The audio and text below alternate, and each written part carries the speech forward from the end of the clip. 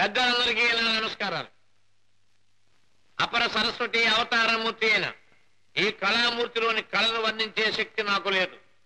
అయినా ఈయన సహచరునిగా ఈ వ్యక్తి యొక్క వ్యక్తిత్వాన్ని గురించి 2 మాటలు మీకు నేను విన్నవించుకుంటాను. గతంలో శాస్త్రి గారి గానం వినడానికి ఆబాల గోపాలం సహజాలు ఆడిపోయేవారు, విని పులకించిపోయేవారు.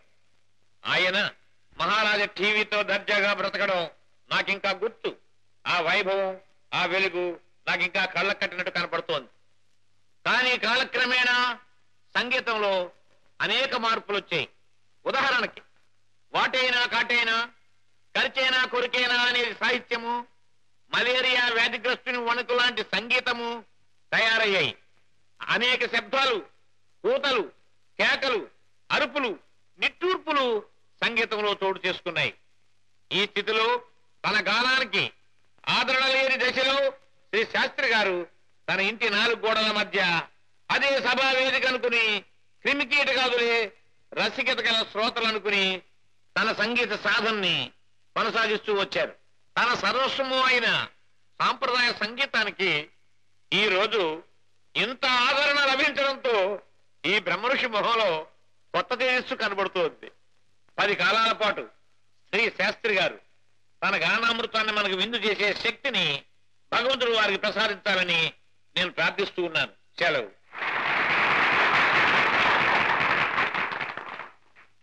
సభకు నమస్కారం. పాశ్చాత్య సంగీతపు పెను తుఫానుకి రెపరెపలాడుతున్న సత్సాంప్రదాయ సంగీత జ్యోతిని ఒక కాపు కాయడానికి తన చేతులు అడ్డుపెట్టిన ఆ దాత ఎవరో వారికి 100,000 వందనాలు అర్పిస్తున్నాను. శుష్కించిపోతున్న భారతీయ సంస్కృతిని, సాంప్రదాయాన్ని పునరుద్ధరించడానికి నడుం కట్టిన ఆ మహామనీషికి శిరస్సు వంచి పాదాభివందనం చేస్తున్నాను.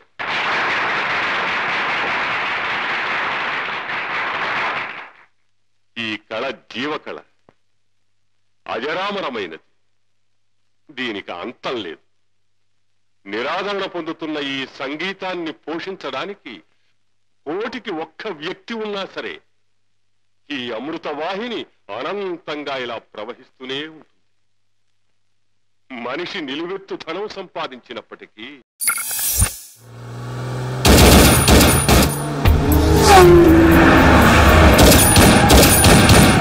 estupendo.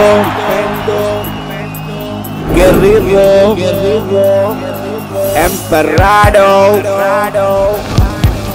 combatiente, peligroso, Torrirro y el villané.